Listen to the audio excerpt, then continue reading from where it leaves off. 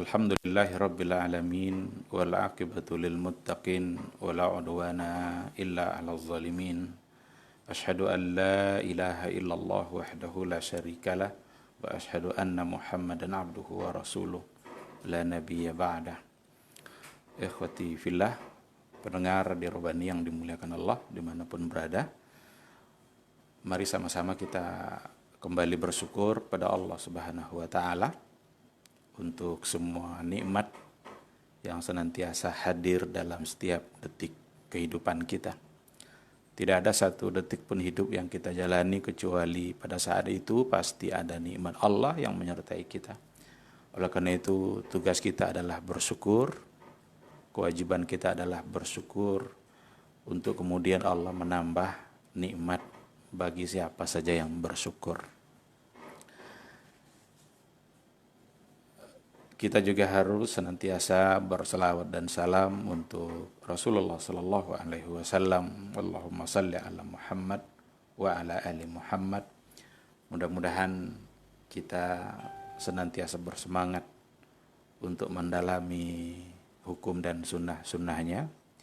Tidak hanya sekedar menjadi ilmu dan wawasan saja, akan tetapi harus menjadi sesuatu yang real diaplikasikan dalam kehidupan sehari-hari. Yakinlah bahwa itulah jalan keselamatan. Barang siapa yang ingin selamat dalam kehidupan dunianya, maka senantiasalah dia berada di atas jalan garis yang sudah diatur oleh Rasulullah sallallahu alaihi wasallam.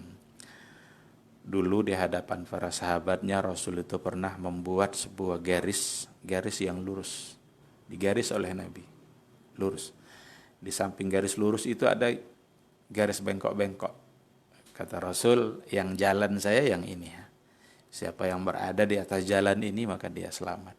Adapun garis yang bengkok-bengkok itu adalah jalan-jalan syaitan, adalah gangguan-gangguan dunia yang bisa saja akan menyeret seseorang keluar dari jalan Rasulullah sallallahu alaihi wasallam. Kita berharap mudah-mudahan kita semua adalah orang-orang yang istiqamah, dan istiqamahnya kita di atas jalan Rasul membuat kita istiqamah nanti ketika kita melewati sirat, melewati titian yang ada di hari akhirat kelak. Mudah-mudahan kita semua mendapatkan syafaat dari Rasulullah sallallahu alaihi wasallam di yaumul mahsyar. Baik, ikhwati fillah, pendengar di Robani yang dimuliakan Allah, kembali pada pagi hari ini kita akan melanjutkan kajian kaidah-kaidah kita, kaidah-kaidah yang berkaitan dengan persoalan ibadah. Kemarin kita sudah masuk pada qawaidut taisir, pada kaidah-kaidah yang berkaitan dengan kemudahan-kemudahan di dalam beragama, dengan merujuk kepada dua kaidah induk, dua kaidah besar, di mana dikatakan al-masyaqqatu tajlibut taisir dan ad-dararu yuzal, bahwa kesulitan itu akan melahirkan kemudahan dan kemudaratan itu haruslah dihilangkan. Oleh karena itu Allah Subhanahu wa Ta'ala dengan sifat kasih sayangnya tidak menginginkan adanya kemudaratan dalam kehidupan hambanya. Itulah sebabnya diberikan aturan-aturan agar mereka bisa keluar dari kesulitan dan kemudaratan itu. Maka datanglah kaidah-kaidah taisir. Hari ini kita akan masih melanjutkan kaidah-kaidah taisir itu. Ternyata memang sesuatu yang dibolehkan dikarenakan oleh ada alasan syar'i itu tidak pula berlaku selamanya, tidak pula berlaku seterusnya, ada batasannya. Ini kaidah kita insya Allah pada hari ini. Kalau kemarin kita contohkan ada kebolehan untuk memakan sesuatu yang diharamkan dikarenakan oleh keadaan sulit, sampai kapan dia boleh memakan itu? Apakah selamanya? Dan berapa kadar yang boleh dia makan? Apakah boleh memakan semaunya? Nah, ternyata diperkuatlah keterangannya itu oleh kaidah-kaidah lain yang juga masih sebagai keturunan dari kaidah kubra itu. Kaidah kita pada pagi hari ini adalah kita ambil dua kaidah yang maknanya sejalan. Jadi substansi dan aplikasinya itu sejalan sehingga kita bahas pada waktu yang bersamaan.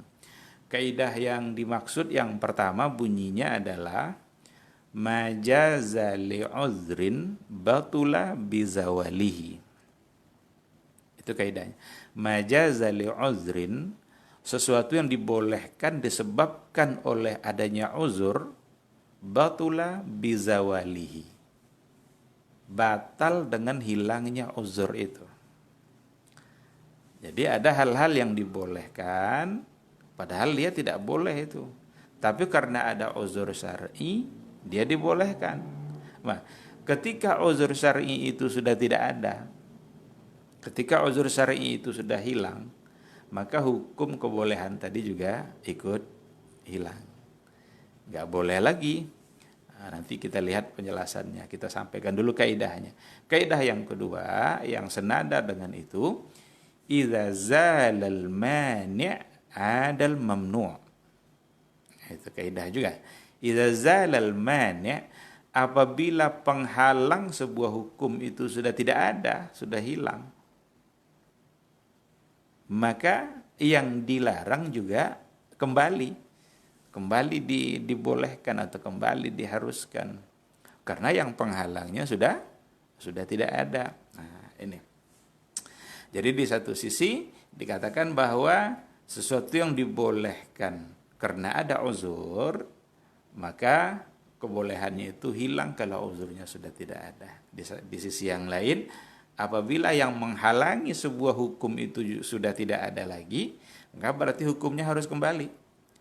Kalau yang tadinya dia terhalang karena ada sesuatu, sekarang sesuatu itu sudah hilang, maka berarti kembali hukum menjadi dibolehkan atau menjadi diharuskan.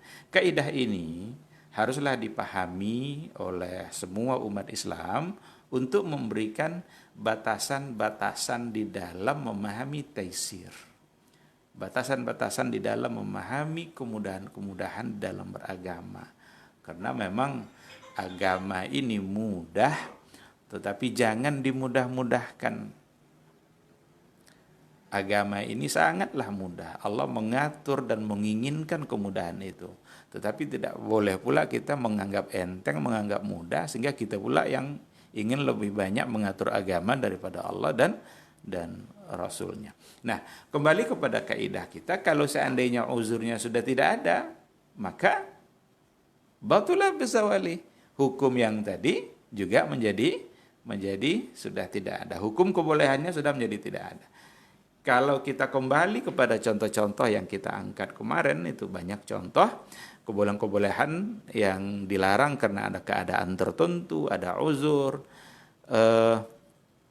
Seperti dibolehkan seseorang itu untuk tidak berpuasa kalau dia sakit.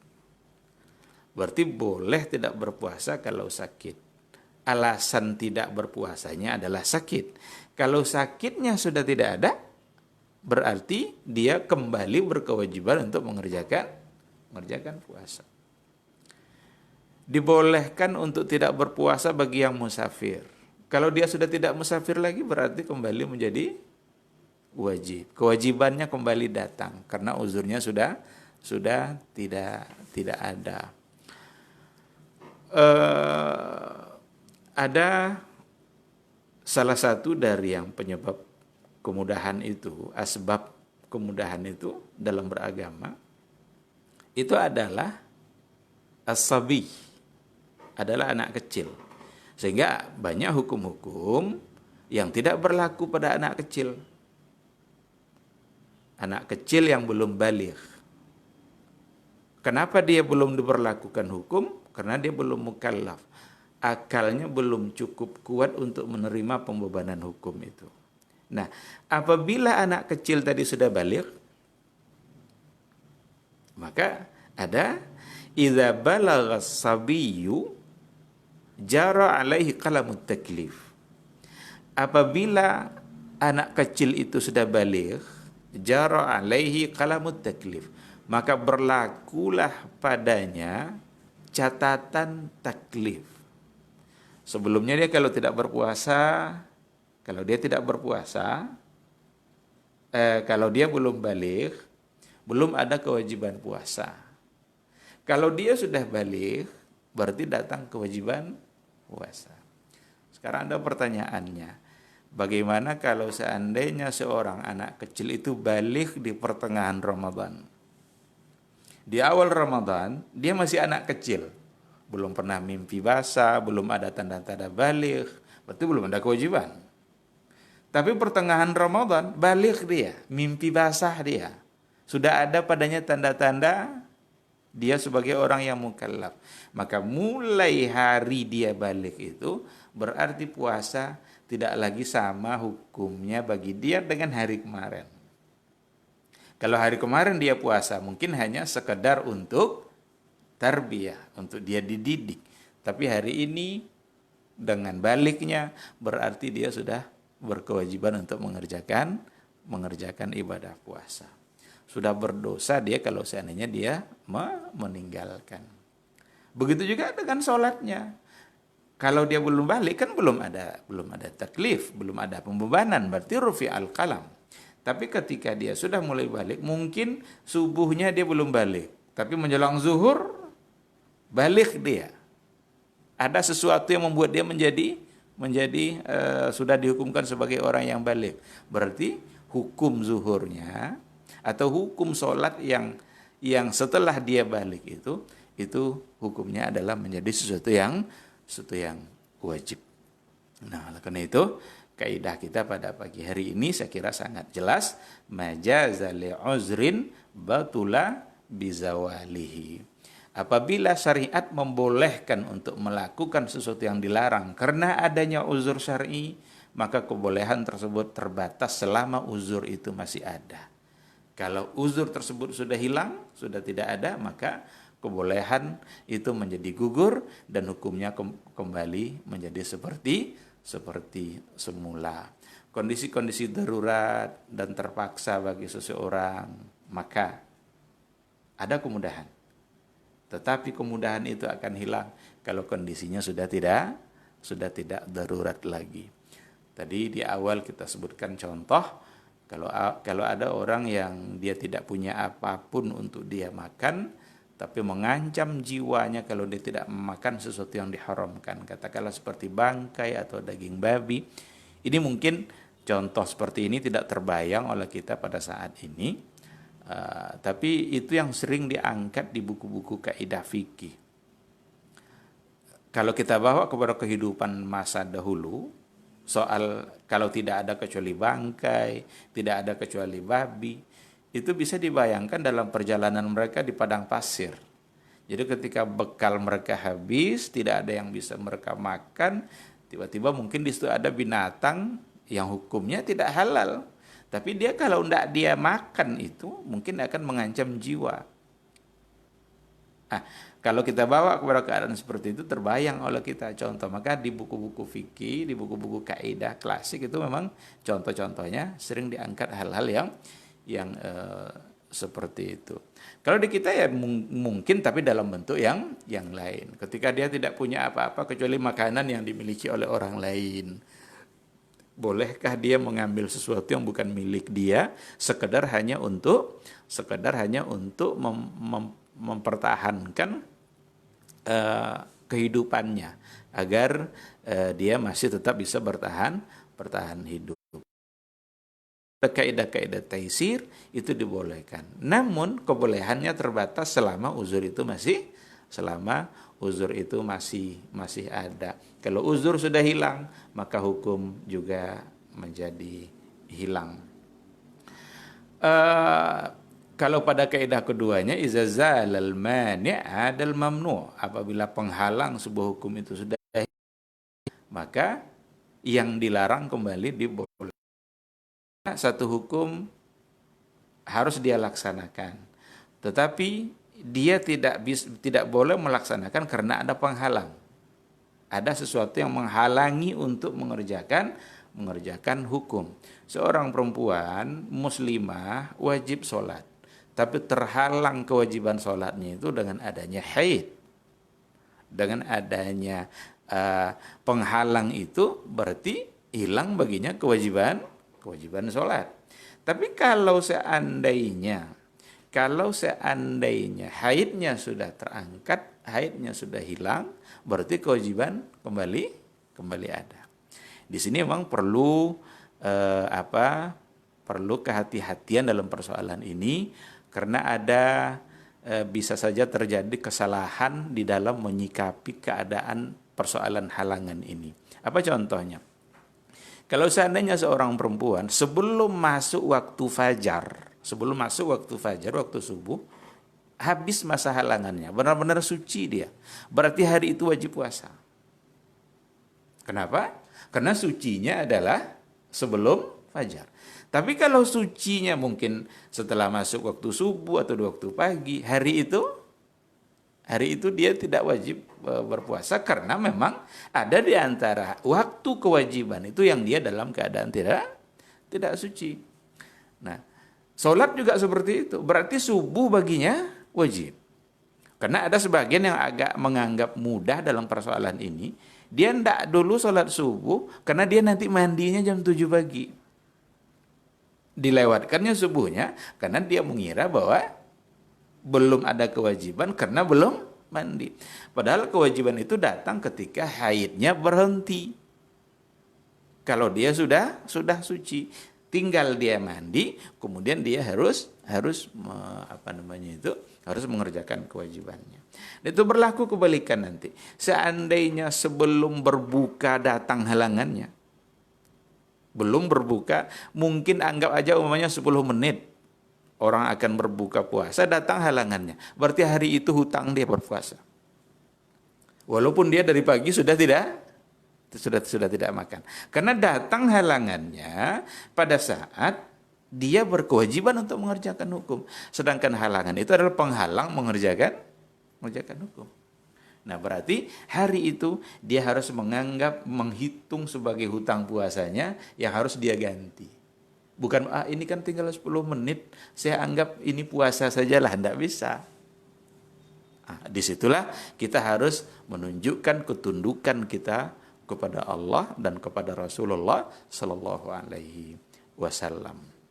Jadi ketika seorang perempuan bersih dari halangannya pada saat masih ada waktu, maka sholat yang dalam masa waktu itu berarti berkewajiban untuk dia laksanakan. Nah, ini yang harus dipahami. Maka kaidah tadi, kalau maniknya sudah hilang, maka hukum juga akan kembali. Untuk menjelaskan kaidah itu secara sederhana kita bisa mengatakan, apabila suatu hukum tidak dapat dilaksanakan disebabkan oleh adanya penghalang, maka apabila penghalang tersebut sudah tidak ada, sehingga hukum kembali dapat dan harus dilaksanakan. Seperti ada umpamanya wasiat ya, ada wasiat dan hutang sebagai penghalang dibaginya harta warisan. Harta warisan itu kalau seandainya seseorang sudah meninggal, ahli warisnya jangan buru-buru untuk membagi harta warisannya. Tengok dulu, ada ndak wasiatnya? Ada ndak hutangnya?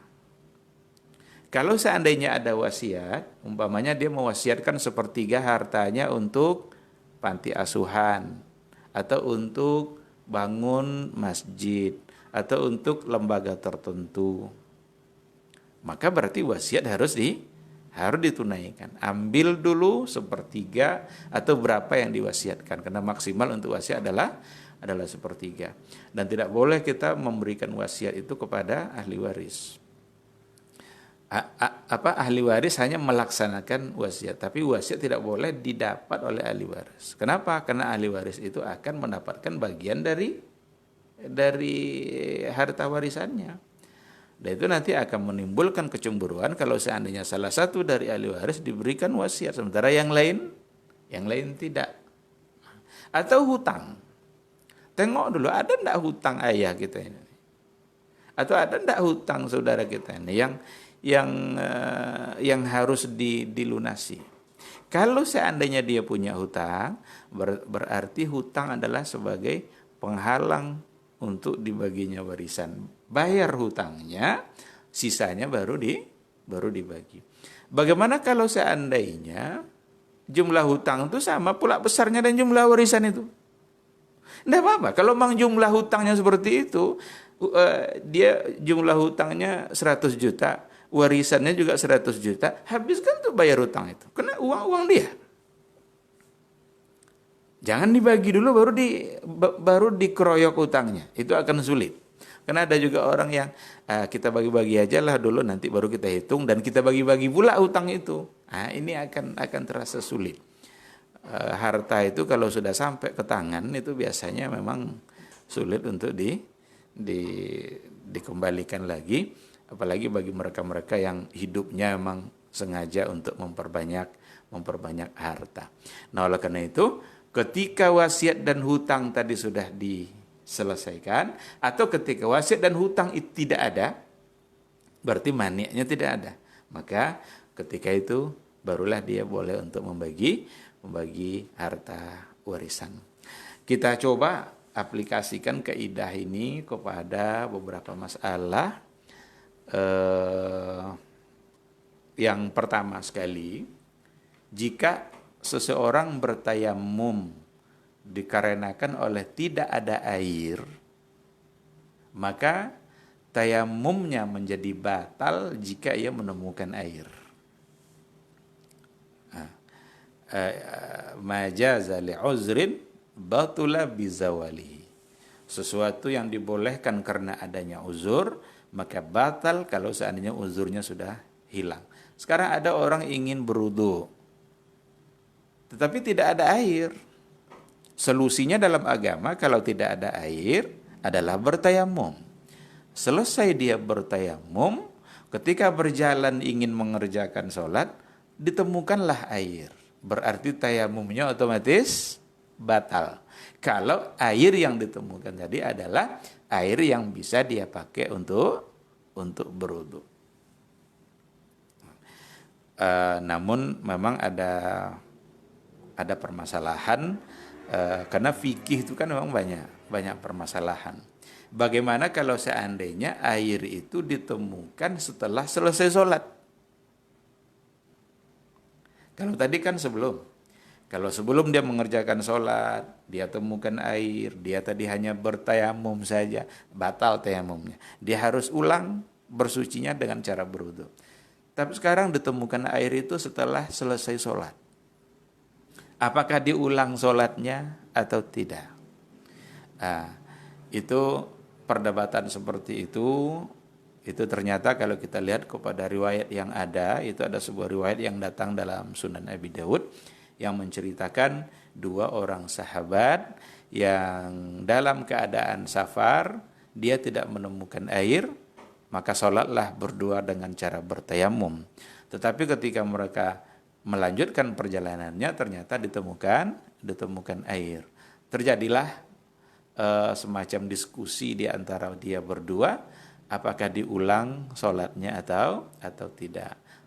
Berselisih dia. Ternyata yang satu mengatakan tidak perlu diulang karena dia sudah mengerjakan sesuai dengan tuntunan agama. Kalau tidak ada air, sholatlah dengan tayamum. Berarti yang dikerjakan itu sudah menggugurkan kewajiban dia.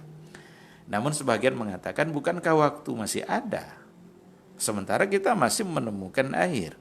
Maka satu mengulang, yang satu tidak.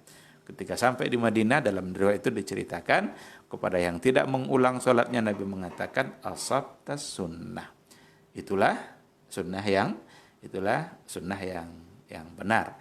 Artinya kalau kewajiban itu sudah selesai dengan sholat dan cara bertayamum lalu ditemukan, maka tidak ada keharusan untuk mengulang sholat.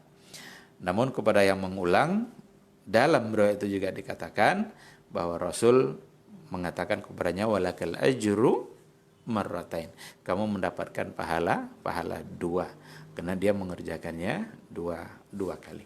Baik, ikhwati fillah, intinya sesuai dengan kaidah yang tadi, apabila uzur itu karena ketiadaan air, maka kalau air ada berarti tayamumnya bisa menjadi batal. Dia harus bersuci dengan cara berwudu.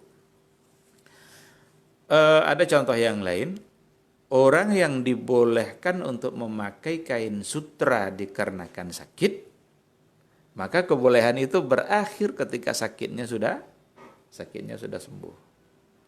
Nah, berarti ini batas ini. Ini batas yang harus dijaga. Sampai kapan kebolehannya? Itu ketika memang uzur yang menyebabkan boleh tadi itu sudah tidak ada. Memakai kain sutra itu dilarang bagi para lelaki. Tetapi dulu ada di antara sahabat Abdurrahman bin Auf yang dibolehkan untuk memakai sutra. Tapi kalau sakitnya sudah sembuh, berarti hukumnya kembali menjadi haram bagi dia. Apabila seorang hakim memutuskan keadaan seseorang sebagai orang yang kurang akal, safih, minas sufaha, sehingga ia dilarang untuk melakukan transaksi apapun. Jadi ada istilah safih itu mahjur. Dia tidak dibolehkan untuk bertransaksi dikarenakan oleh akalnya yang mungkin tidak cukup paham dalam persoalan transaksi.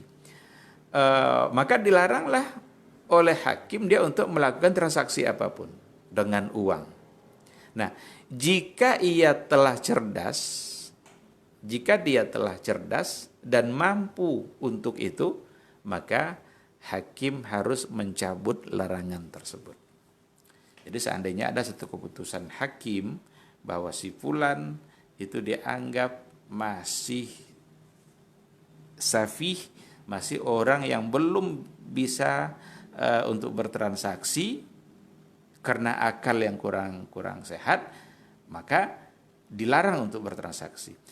Kalau seandainya nanti dia sudah cerdas, hakim harus mencabut kembali keputusan itu. Itu sesuatu yang logis saja itu. Memang harus seperti itu. Kita tidak boleh memberikan harta kepada anak yatim. Kalau dikatakan anak yatim berarti kan dia masih kecil. Maka harta itu dipegang atau diuruslah oleh aulia tama, oleh para wali yatim itu sendiri. Tapi kalau yatim itu sudah sampai umur di mana dia sudah cerdas, idza balagha rusdu, kalau rusdunya sudah ada, kepintarannya sudah ada, berarti dia sudah bisa mengatur dirinya dan juga mengatur hal-hal yang berkaitan dengan diri dia. Maka seorang wali harus memberikan harta itu kepada anak yatim tadi. Dan begitu seterusnya. Ada lagi, apabila orang yang menyewakan telah menghilangkan cacat pada barang yang disewa sebelum yang menyewa membatalkan, maka si penyewa tidak berhak untuk membatalkannya. Ini dalam persoalan sewa menyewa, umpamanya ada orang yang sudah terlanjur sewa rumah. Anggap ajalah dia sudah bayar sewa rumah selama 1 tahun. Uang sudah diserahkan, kemudian rumah mulai ditempati. Tapi setelah dia mulai menempati rumah yang disewa, ternyata dia menemukan cacat yang membuat dia tidak bisa tinggal di situ. Mungkin air yang tidak ada, saluran yang tidak baik. Berarti itu cacat yang kalau seandainya dari sisi sewa menyewa itu boleh dia membatalkan. Akan tetapi seandainya cacat yang ada pada barang tadi sudah diperbaiki oleh yang punya rumah. Kalau memang alasannya adalah air, diperbaiki air. Kalau alasannya adalah saluran yang tidak lancar, diperbaiki saluran. Kalau sudah diperbaiki semua, yang menyewa tidak boleh membatalkan. Kenapa? Karena uzurnya sudah dihilangkan. Walaupun tadi boleh dia batalkan karena ada alasan untuk membatalkannya. Ketika alasan itu hilang, maka jangan cari-cari alasan yang lain, dia harus mengikuti akad pertama sebagai orang yang menyewa di rumah itu selama satu tahun. Artinya tidak dia membatalkannya. Nah, ini beberapa contoh yang berkaitan dengan kaidah kita yang pertama. Kita ambil pula beberapa contoh yang hubungannya dengan kaidah yang kedua, iza zalal mani' ada al mamnu'. Kalau yang penghalang hukum itu sudah hilang, maka yang dilarang kembali. Artinya hukumnya kembali seperti semula. Ada beberapa contoh. Yang pertama, kita bisa mengatakan apabila seseorang memberi wasiat untuk saudaranya, maka wasiat itu tidak dibolehkan disebabkan tidak boleh memberikan wasiat kepada ahli waris. Jadi saudara kita, saudara kandung kita itu adalah sebagai ahli waris. Maka tidak boleh kita memberikan wasiat itu kepada ahli waris. Itu hadis yang mengatakan, la wasiyata li waris. Tidak boleh memberikan wasiat kepada ahli waris. Namun jika sebelum meninggalnya yang berwasiat tersebut melahirkan anak, dia punya anak, maka wasiat tersebut dapat ditunaikan. Sebab dengan adanya anak, saudara kandung tidak lagi mendapat bagian warisan. Nah, jadi berarti ada yang mani' yang sudah hilang. Awalnya saudara dia adalah menjadi ahli waris. Terhalang dia untuk mendapatkan warisan karena sebagai orang yang boleh menerima harta warisan.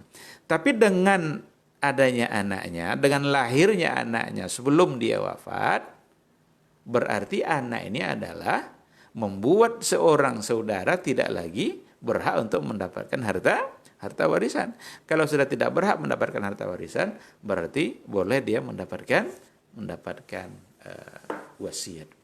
Begitu contoh yang disampaikan oleh para ulama dalam buku-buku kaidah fikih, seperti diantaranya Syarhu Al-Qawaid Al-Fiqhiyah yang ditulis oleh Ahmad Mustafa Zarqa.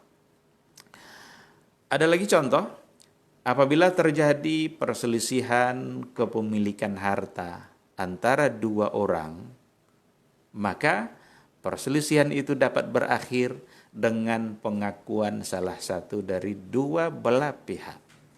Sekarang ada dua orang yang berselisih dalam persoalan harta. Yang satu mengatakan itu milik dia. Yang satu lagi mengatakan ini milik saya. Masing-masing mereka mengaku sebagai dia orang yang memiliki harta. Terjadilah perselisihan. Akan tetapi perselisihan itu akan berakhir ketika salah satunya sudah memberikan pengakuannya. Kalau ada salah satu yang mengaku bahwa itu bukan milik saya, itu memang adalah milik dia. Kalau itu yang terjadi, berarti berakhirlah perselisihan. Nah, dulu sama seperti kan ada, kalau kita baca sejarah peradilan pada masa-masa dahulu antara Ali bin Abi Thalib dan seorang Yahudi, bagaimana mereka berselisih.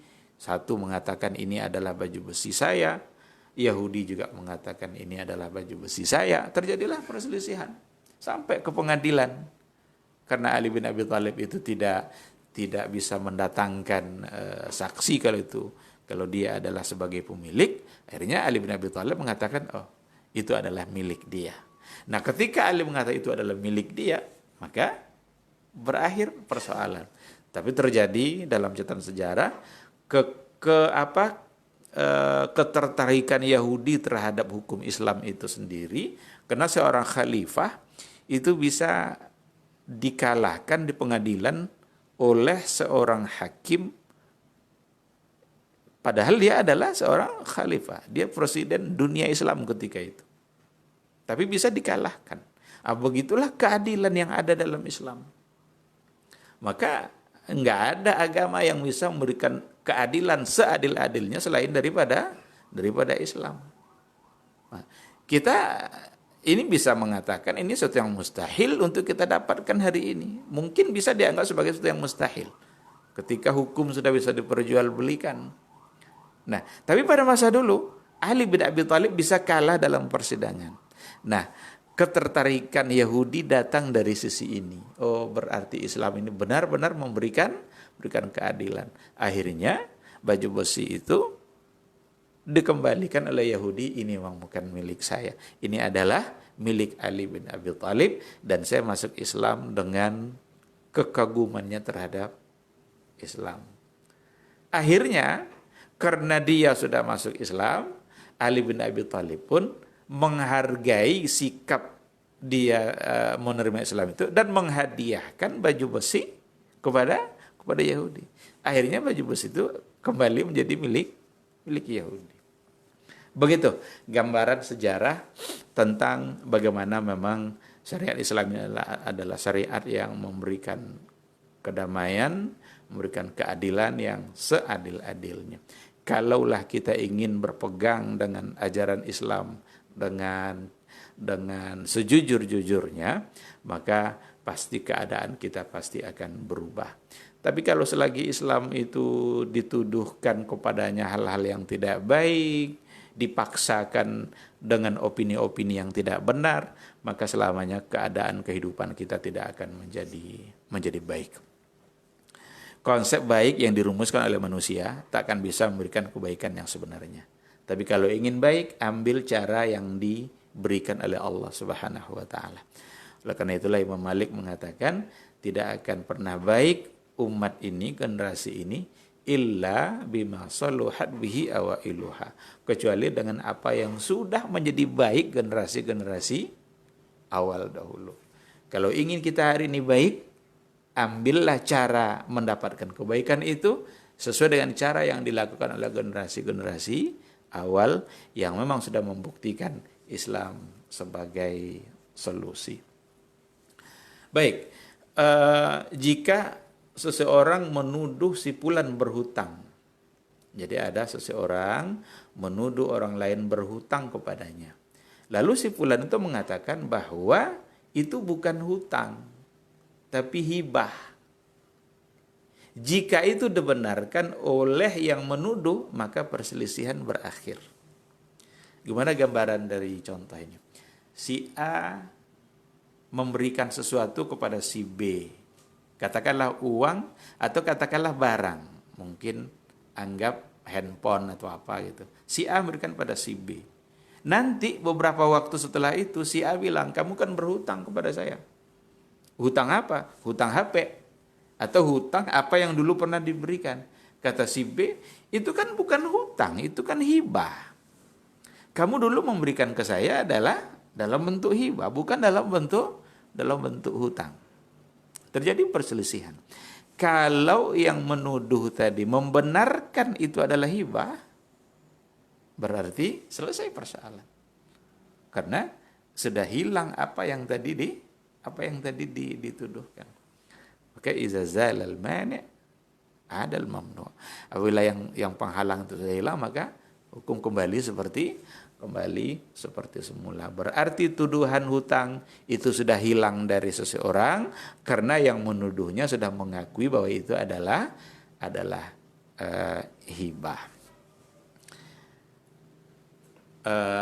Ada banyak contoh ya, kita habiskan saja untuk kemudian nanti kita berdiskusi. Apabila pembeli mendapatkan cacat lama pada barang yang dibelinya. Jadi kalau kita membeli sebuah barang, lalu kita temukan ada cacat. Cacat itu sudah lama ada pada barang itu.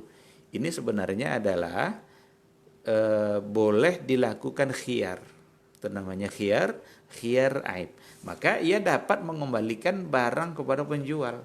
Akan tetapi, jika terdapat cacat baru oleh si pembeli, artinya cacat baru itu sebabnya adalah si pembeli. Meskipun cacat lama masih ada. itu membuat dia tidak bisa melakukan khiyar.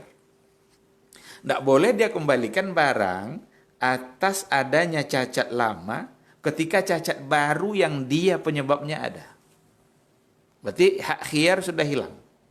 Tidak akan mau si penjual menerima karena cacat baru, aib yang baru ada. Akan tetapi apabila cacat baru itu dihilangkan oleh si pembeli, umpamanya kalau dia dalam bentuk besi, bengkok sedikit besinya, sekarang diluruskannya, sudah seperti aslinya, sudah seperti baru. Kalau cacat baru itu sudah hilang, maka si pembeli kembali boleh untuk mengembalikan barang atas dasar khiyar. Khiyar. Itu adanya khiyar dalam persoalan jual beli sebenarnya itu juga bagian dari cara Islam untuk memberikan keadilan. Kita beli barang, barangnya cacat. Buat apa barang yang cacat? Boleh dikembalikan. Uang ambil, barang diserahkan. Si penjual tidak boleh menolak. Ada orang beli baju tanpa dia sadari, ternyata mungkin lengannya nggak sama panjangnya. Atau ada robek di ketiaknya, itu cacat. Asalkan cacat itu jangan terjadi atau jangan penyebabnya adalah si pembeli. Kalau cacat itu penyebabnya adalah si pembeli, tidak ada hak dia untuk mengembalikan. Dia beli lemari, sampai di rumah diangkat-angkat lemari itu pecah kacanya. Tidak bisa dikembalikan. Karena pecah itu disebabkan oleh si pembeli. Dia punya andil. Maka yang dibolehkan itu cacat lama yang si pembeli tidak punya andil. Itu khiyar aib. Nah, sekarang cacat lama ada. Tapi cacat baru juga ada. Yang penyebabnya si pembeli. Kalau seperti itu, dia tidak boleh mengembalikan. Ada penghalang untuk mengembalikan. Berarti hukum boleh mengembalikan terhalang oleh adanya cacat. Nah, sekarang dia hilangkan, dia perbaiki cacat baru itu. Kerusakan yang terjadi, yang dia penyebabnya, itu diperbaikinya. Sehingga dia sudah menjadi seperti semula. Kalau itu sudah dilakukan, berarti yang tadi tidak dibolehkan mengembalikan, tapi sekarang kembali dibolehkan. Iza zalal mani' ada al-mamnu. Ada lagi contoh apabila seseorang membeli sesuatu yang rusak, kemudian digadaikan kepada orang lain. Jadi barang yang rusak dibeli, barang itu digadaikan kepada orang lain. Maka hak untuk membatalkan jual beli tersebut terhalang. Karena barang sudah menjadi barang gadai. Akan tetapi apabila pembeli melunasi hutangnya atau membatalkan penggadaian itu, maka dia kembali berhak untuk membatalkan jual beli. Jadi barang yang dibeli, barang itu langsung digadaikan. Ternyata terdapat satu kerusakan. Dia ingin mengembalikan. Kalau sudah digadaikan, berarti dia tidak boleh mengembalikan. Tapi kalau sudah selesai urusan gadainya, atau dihentikannya soal penggadaiannya itu mungkin dengan melunasi hutangnya, atau membatalkan itu sebagai barang gadaian, maka berarti boleh dia untuk kembali mengembalikan barang itu. Ada lagi apabila seseorang yang diberikan sesuatu telah melakukan penambahan pada sesuatu itu, maka yang memberi terhalang untuk meminta kembali. Akan tetapi apabila penambahan itu telah hilang, maka yang memberi kembali memiliki hak untuk mengembalikan. Karena ada orang yang memberikan sesuatu, tapi dia berubah pikiran, apa yang dia berikan itu dia ingin menarik kembali. Nah, kalau seandainya barang yang sudah diberikan itu sudah ditambah-tambah, sudah ada penambahan, sudah dirubah, maka dia tidak ada lagi hak untuk meminta dikembalikan. Oleh karena itu, kalau benar-benar kita ingin menghibahkan sesuatu, hibahkanlah, tapi jangan berpikir kembali untuk minta dikembalikan apa yang sudah diberikan. biarlah itu untuk menjadi milik orang lain, kemudian dia bisa mendapatkan pahala dari hibah yang dia lakukan. Inilah beberapa contoh untuk kaidah kita pada pagi hari ini. Jadi intinya uzur syar'i sebagai bentuk kemudahan dalam melaksanakan hukum, tetapi hukum akan kembali seperti hukum semula kalau seandainya uzur syar'i itu sudah tidak ada. Ada sesuatu yang terhalang. Hukum terhalang dilaksanakan oleh sesuatu. Kalau sesuatu yang penghalang itu sudah hilang, berarti hukum juga akan kembali seperti semula. Apa yang kita angkat tadi itu sebagian dari sekian banyak contoh yang disampaikan oleh para ulama dalam buku-buku kaidah yang mudah-mudahan bisa membantu kita dalam memahami persoalan-persoalan agama yang kita lakukan dalam kehidupan kita sehari-hari. Saya kira ini yang bisa saya sampaikan. Mudah-mudahan bermanfaat dan insya Allah kita akan berdiskusi seandainya ada hal-hal yang perlu untuk dipertanyakan. Baik, generasi Robani. Berikut kita masuk pada sesi pertanyaan. Di sini ada beberapa pertanyaan Ustaz yang masuk. Iya. Untuk pertanyaan pertama,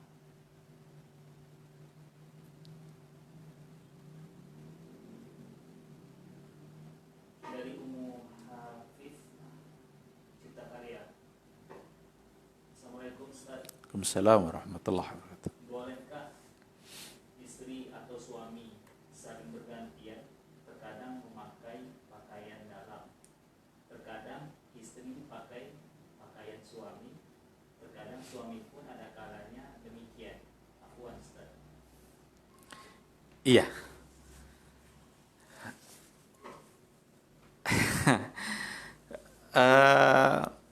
Ini barangkali pertanyaan muncul apakah karena keadaan yang memang tidak memiliki sesuatu yang cukup, atau mungkin bisa saja persoalannya adalah persoalan tidak karena keadaan, tapi hanya sekedar ingin mengetahui dari sisi hukumnya saja. Ada dulu kisah, cuma memang kisah ini dianggap sebagai kisah yang tidak benar. Ketika ada seorang sahabat yang buru-buru pulang dari sholatnya karena pakaian yang dia pakai itu adalah pakaian itu juga yang akan dipakai oleh istrinya untuk sholat. Di antara kisahnya ada yang menyebut sebagai kisah Sa'labah, tetapi menurut Ibnu Katsir itu hadisnya hadis yang mungkar. Kalau kisah Sa'labahnya, karena berujung pada kedurhakaan. Padahal Sa'labah adalah orang yang punya kedudukan tersendiri di mata Rasul. Tapi intinya dari cerita awalnya ketika dia harus buru-buru pulang karena pakaian itu juga yang akan dipakai oleh istrinya untuk sholat. Tapi itu pakaian luar, bukan pakaian dalam. Maka pakaian dalam itu tentu saja adalah sesuatu yang tidak nampak. Kalau dari segi hukum ada pelarangan oleh Rasulullah Sallallahu Alaihi Wasallam, laki-laki tidak boleh memakai pakaian perempuan, sebagaimana perempuan tidak juga dibolehkan memakai pakaian laki-laki. Jadi tidak boleh menyerupai. Cuma larangan itu tentu saja pada hal-hal yang nampak, karena secara zahir kan. Sekarang bagaimana dengan hal-hal yang tidak nampak seperti pakaian dalam. Ya, barangkali ada alasan-alasan yang menyebabkan itu dilakukan. Alasan-alasan yang menyebabkan itu ya saya wallahu alam mungkin tidak bisa saya berikan penjelasan yang lebih jauh, tapi kalau seandainya memang ada alasan-alasan yang seperti dalam keadaan memang harus dia pakai dalam keadaan terpaksa, dia tidak punya yang lain, sementara itu juga yang harus dia pakai. Ya kalau kondisi seperti itu ya apa boleh buat, itu mungkin bisa masuk dalam kategori bentuk-bentuk dari kemudahan. Tetapi ya mungkin lebih baik untuk tidak dilakukan kalau seandainya memang tidak ada keadaan yang memang memaksa untuk melakukan hal-hal yang seperti itu. Wallahu subhanahu wa ta'ala a'lam. Jazakallahu khair atas pertanyaan yang disampaikan oleh Habib. Semoga dapat dipahami dan dimengerti. Kita kembali kepada pertanyaan berikutnya. Assalamualaikum Ustaz. Assalamualaikum warahmatullahi wabarakatuh. Apakah semua tanda kiamat itu hal yang buruk dan menakutkan? Bagaimana sikap kita sebagai orang yang beriman? Iya. Tanda-tanda kiamat itu disebut sebagai asyratus sa'ah. Tanda-tanda atau ciri-ciri akan datangnya hari kiamat. Ada tanda-tanda kubro, tanda-tanda besar yang itu akan akan ada pada saat-saat memang tidak akan lama lagi kiamat. Tapi ada tanda-tanda sughra, ciri-cirinya yang sekarang pun sudah banyak terjadi.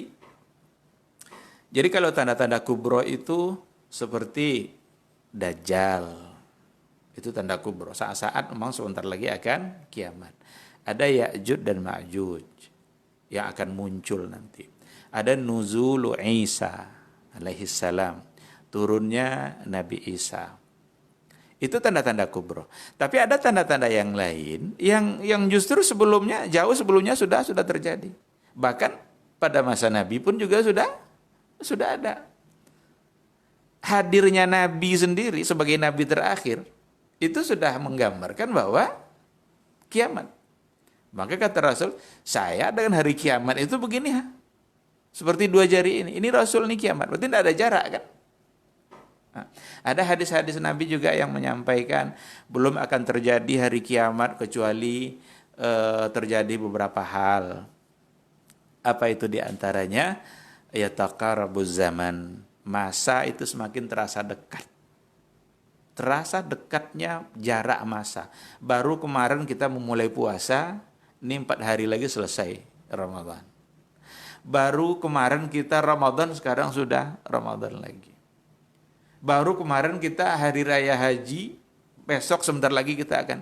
Itu namanya yataqarabuz zaman. Terasa masa, jarak masa itu sangatlah singkat. Bahkan dalam hadis Nabi juga dikatakan, setahun ibarat sebulan, sebulan terasa seminggu, seminggu terasa sehari, sehari terasa bagaikan membakar pelepah kurma yang kering. Baru pagi tiba-tiba sudah asar. Itu sudah kita rasakan itu. Yabsuz zina wa yusrabul khamar. Zina merajalela. Mabuk-mabukan sudah menjadi hal yang biasa. Itu ciri-ciri kiamat juga. Karena kata Rasul, belum akan terjadi kiamat kecuali. Berarti sebagai tanda-tanda. Tapi tanda-tanda kecil. Yang sekarang kita sudah merasakannya. Nah, maka yang kecil sudah banyak. Yang kubro, yang tanda-tanda kubro itu nanti. Keluarnya dabah, hewan melata yang bisa berbicara. Nah, ada pula videonya itu digambarkan hewan melata itu begini-begini. Itu mungkin sekadar ilustrasi, karena kita tidak tahu hewan melata seperti apa yang dimaksud oleh Nabi. Video-video yang beredar itu ya mungkin ilustrasi mereka pahami dari mana, tapi yang jelas ayatnya ada dan hadisnya juga ada yang mengatakan bahwa akan keluar hewan melata yang bisa dengan manusia. Adakah yang baik? Apakah semuanya buruk? Ada yang baik. Nanti justru di akhir zaman itu masyarakat akan kembali ala minhajin nubuwah, sama seperti manhaj kenabian dulu. Dengan turunnya Nabi Isa, terbunuhnya Dajjal, kemudian keadaan orang-orang beriman kembali baik seperti masa. Berarti itu kan bukan buruk itu suatu yang baik. Walaupun kebanyakannya adalah hal-hal yang menakutkan. Nah, ketika mereka sudah pada beriman, itu ada datang angin dingin dari arah Yaman yang itu bisa membunuh atau mematikan orang-orang yang beriman. Orang-orang beriman ketika Ka'bah sudah tidak diperlukan, Allahu Akbar azan tidak didengar, labbaik Allah juga sudah tidak ada. Ketika itulah kiamat itu terjadi. Maka dalam hadis dikatakan la taqumus sa'atu illa ala syiraril khalqi.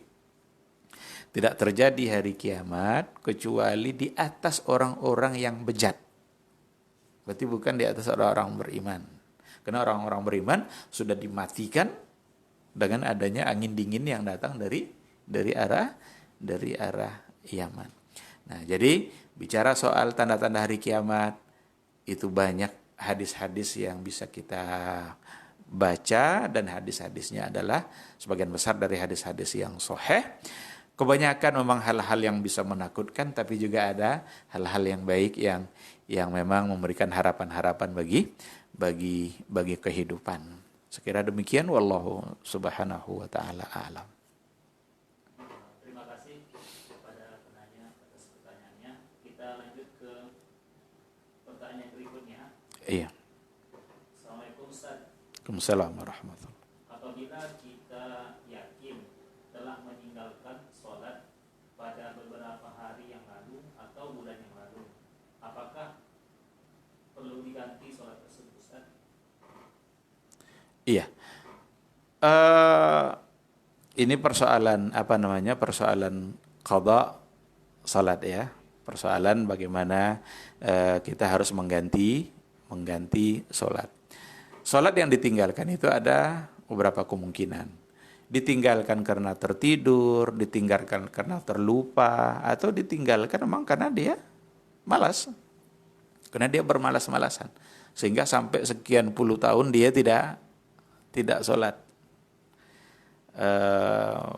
Baru taubat umur 50.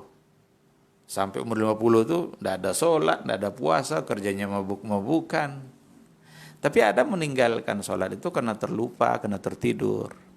Oleh karena itu, kalau kita kembalikan kepada hadis Nabi, itu dikatakan oleh Rasul, man nama an salatin aw nasiyaha falyu'addiha hina zakaraha.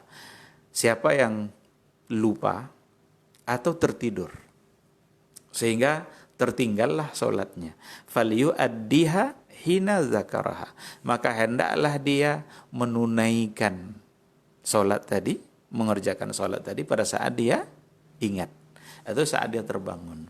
Ada orang tidak terbangun subuh, bangun dia baru jam 9. Benar-benar tidak terbangun. Jam 9 dia salat subuh. Ada orang karena kesibukan lupa dia mengerjakan salat zuhur. Baru teringat setelah Isya. Selesai Isya ingat kalau dia belum salat zuhur. Salat dia zuhur. Berdasarkan hadis tadi. Karena tertinggal atau dia tertidur atau terlupa. Lupa dan tertidur. Nah, bagaimana dengan yang sengaja? Kalau sengaja sekali, 2 kali, mungkin dia akan langsung kerjakan. Ada orang bermalas-malasan di waktu zuhur, tiba-tiba waktu asar, mungkin dia akan kerjakan. Tetapi kalau sudah persoalannya ada yang bertahun-tahun meninggalkan sholat, kemudian dia baru tersadar, di sini memang ada semacam perbedaan pandangan juga di kalangan para fuqaha. Karena ada sebagian di antara fuqaha ada yang menisbatkannya kepada Imam Nawawi yang tetap menganjurkan untuk menggantinya, mengqadha'nya dengan alasan kalau tertidur saja harus diqadha, apalagi sengaja. Tetapi sebahagian yang lain itu tidak. Yang diperlukan bagi orang yang sengaja meninggalkan itu adalah bertaubat. Bertaubat dia dari kesalahannya. Sehingga apa yang dulu dia kerjakan secara sengaja, kesalahan besar secara sengaja dia kerjakan, maka solusinya adalah bertaubat kepada Allah, dengan benar-benar bertaubat dengan satu harapan Allah mengampuni dosanya. Adapun alasan sedangkan tertidur saja itu harus diganti, apalagi kalau sengaja, itu tidak selamanya bisa dipertahankan, karena beda antara sengaja dengan terlupa. Kalau terlupa dia tak punya keinginan untuk meninggalkan, cuma karena ditakdirkan lupa maka harus ganti. Tapi kalau sengaja, itulah sebabnya dalam hadis Nabi mengatakan, siapa yang tidak berpuasa sehari sengaja tidak puasa, tidak ada uzur syar'i, tidak akan bisa dia ganti walaupun puasa setahun. Karena sengaja. Tapi ketika perempuan haid tidak puasa, ganti. Kenapa? Karena bukan keinginan dia untuk meninggalkan, tapi Allah yang menghendaki dia untuk meninggalkan. Jadi alasan kalau tertidur saja harus diganti, apalagi sengaja, itu memang tidak sepenuhnya bisa diterima dalam semua hal. Oleh karena itu banyak yang mengatakan yang diperlukan bagi mereka yang sengaja itu adalah bertaubat kepada Allah karena ia telah melakukan kesalahan secara sengaja. Bagaimanapun ini adalah persoalan yang diperselisihkan, dan itu bisa kita rujuk pada buku-buku fikih. Sekira demikian, wallahu subhanahu wa ta'ala alam.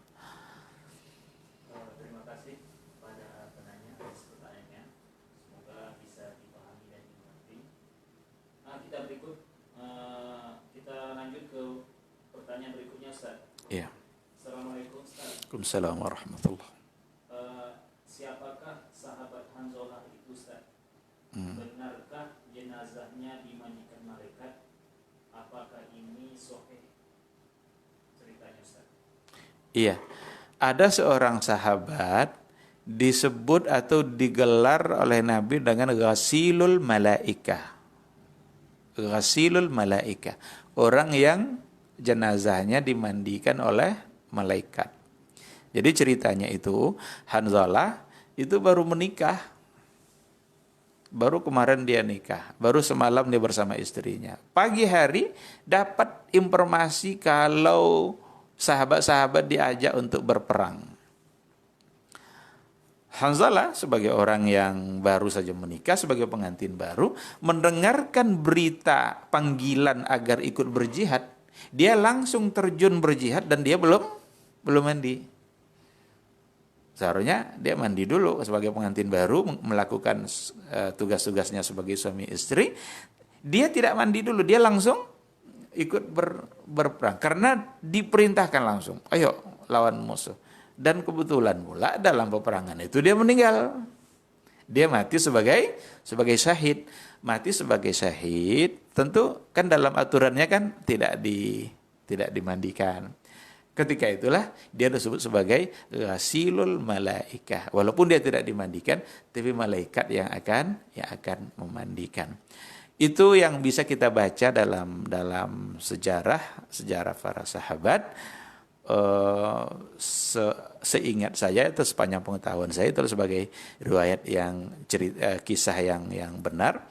Tapi nanti mungkin bisa kita lihat lagi, kita tanya-tanya lagi guru-guru kita. Sepanjang pengetahuan saya itu adalah suatu yang hikayat atau cerita yang benar. Wallahu subhanahu wa ta'ala a'lam. Baik, terima kasih kepada pertanyaan. Semoga bisa dipahami dan dimengerti. Kita kembali ke pertanyaan berikutnya Ustaz. Assalamualaikum Ustaz. Assalamualaikum warahmatullahi wabarakatuh. Apakah syariat bakar lilin atau pelita di sekeliling rumah pada malam 27 Ramadan? Apakah itu ada syariatnya Ustaz? Maksudnya pertanyaan dari yang bertanya tadi. Iya. Saya tidak tahu alasan atau dalil apapun yang memerintahkan untuk memasang lilin atau menghidupkan pelita, lampu dan lain sebagainya untuk khususnya pada malam Lailatul Qadar. Yang pertama, kita sendiri tidak tahu kapan Lailatul Qadar itu ada. Ada yang bilang 27, 23, 25, tapi yang jelas dalam hadis dikatakan falyataharrau fil ashril awakhir. Siapa yang ingin mendapatkannya maka hendaklah ia maksimal pada 10 terakhir, dan dirinci lagi khususnya pada malam malam-malam ganjil. Dan malam ganjil itu ada banyak, 21, 23, 29 sampai 29. Sekarang kalau seandainya kita mau memasang lilin, kapan mau dipasang? Karena kita tidak tahu. Itu saja, itu sudah membuat kita jadi bertanya-tanya. Yang kedua, soal api mengapi ini adalah kebiasaan orang-orang Majusi. Kebiasaan orang-orang masa dahulu yang menandai sesuatu dengan api. Maka jangan kita kaitkan tradisi-tradisi agama lain dengan agama kita, sehingga kita ikut-ikutan pula untuk melakukannya dan mengaitkannya. Apalagi kalau sudah dianggap sebagai sesuatu yang masyru'. Kalau bahasa masyru', kita tidak harus mendatangkan alasannya, harus ada dalil. Dalilnya apa untuk mengatakan bahwa itu sebagai sesuatu yang disyariatkan. Jadi hati-hati untuk mengatakan ini sesuatu yang disyariatkan, karena kita harus menyandarkannya kepada dalil. Adapun ada orang yang ingin menghidupkan lampu setiap malam 10 terakhir untuk sekadar meneranginya saja, atau biar untuk lebih menghidupkan, menyemarakkan, biar dibuatlah lampu mungkin untuk ke masjid, jalan ke masjid. Ya saya kira itu tidak ada masalah. Tapi tidak dikaitkan sebagai sesuatu yang masyru' yang hubungannya dengan Lailatul Qadarnya. Di situ kalau sudah membawa bahasa itu sebagai bagian dari agama, di sini kita harus berhati-hati agar tidak menjadi sebuah kesalahan. Wallahu subhanahu wa ta'ala a'lam. Terima kasih kami sampaikan kepada penanya. Semoga bisa dimengerti dan dipahami. Kita kembali ke pertanyaan berikutnya, Ustaz. Silakan. Assalamualaikum, Ustaz. Assalamualaikum warahmatullahi. Apakah ada ulama yang munafik, Ustaz? Adakah cara kita bisa mengenalinya? Syukran, Ustaz.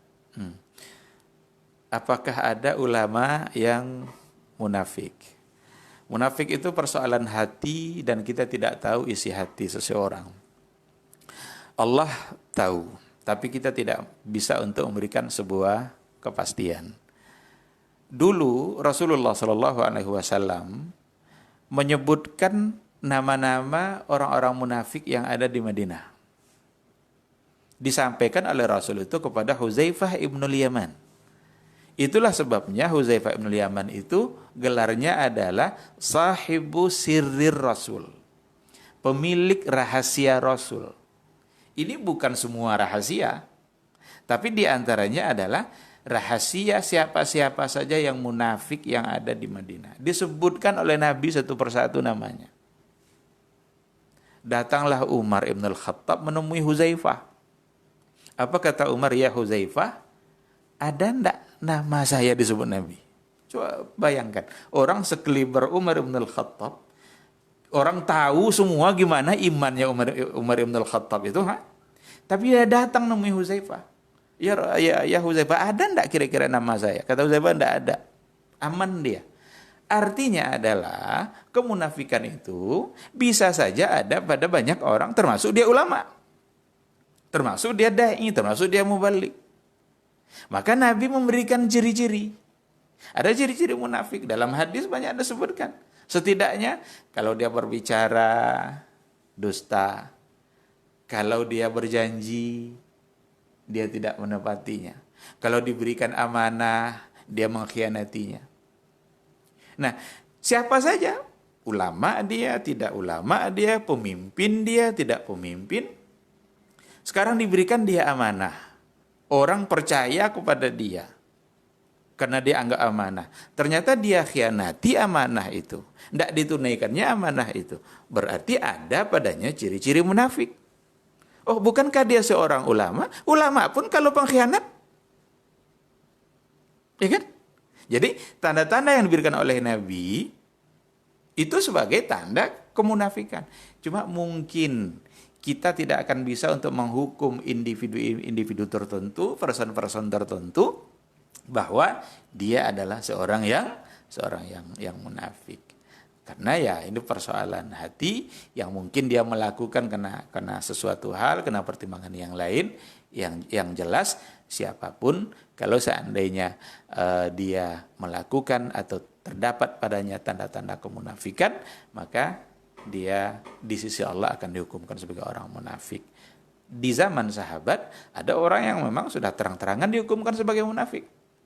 Itu seperti Abdullah ibn Ubay. Abdullah ibn Ubay ibn Salul. Dia adalah Syekhul Munafikin. Dia adalah imamnya orang munafik yang ada di kota Madinah. Karena memang ucapannya berbeda dengan tindakannya. Lidahnya bilang iya di hadapan Nabi, tetapi ternyata di belakang tidak. Lidahnya mengucapkan kita bela agama Nabi, di belakang justru merongrong mengajak orang untuk tidak membela agama Rasul. Berarti dia telah terang-terangan melakukan ciri-ciri kemunafikan. Nah, oleh karena itu, tugas kita adalah mengajak kita bersama, khususnya diri kita masing-masing, untuk tidak melakukan hal-hal yang menjadi ciri-ciri dari kemunafikan. Tapi kalau seandainya ada orang yang melakukannya, berarti ada padanya ciri-ciri munafik itu. Siapapun dia. Adakah pemimpin yang munafik umpamanya? Kalau dia tidak amanah. Karena tidak amanah ciri-ciri kemunafikan. Adakah rakyat yang munafik kalau dia tidak amanah? Jadi mau pemimpin, mau rakyat, mau alim, mau tidak alim, ketika ciri-ciri itu ada pada dia, berarti ada ciri-ciri kemunafikan. Nah, cuma mungkin kita tidak perlu menyibukkan diri untuk menuduh orang ini si A munafik, si B munafik, ulama ini munafik. Itu mungkin akan menimbulkan fitnah, mungkin tidak menjadi solusi. Lebih baik kita bersama-sama berupaya untuk meninggalkan semua ciri-ciri kemunafikan itu dari diri kita masing-masing. Sekira itu tanggapan saya, wallahu subhanahu wa ta'ala a'lam. Baik, terima kasih bagi para penanya atas pertanyaannya yang disampaikan pada kajian kita pada siang hari ini. Semoga dapat dipahami dan dimengerti. Generasi Robani, kita berada pada ujung acara. Sebelum itu kita minta kesimpulan daripada Ustaz. Bapak Ustaz. Iya, dari kaidah yang kita pelajari pada pagi hari ini, itu nampak oleh kita bahwa sesuatu yang menyebabkan adanya kemudahan di dalam beragama, tetapi kita jangan juga lupa untuk mengingat dan mempelajari batasan-batasan dari kemudahan itu sendiri. Ketika ada satu kemudahan dimunculkan oleh satu uzur atau satu sebab, kemudahan itu akan hilang ketika uzurnya juga sudah tidak ada. Kalau uzurnya sudah tidak ada, maka hukum akan kembali kepada hukum yang semula. Sekira itu mudah-mudahan bermanfaat bagi kita bersama. Yang benar itu semata-mata datangnya dari pertolongan Allah, dan yang salah itu hanyalah karena kekurangan dan kelemahan saya sendiri, dan mohon untuk dimaafkan. Terima kasih. Assalamualaikum warahmatullahi wabarakatuh.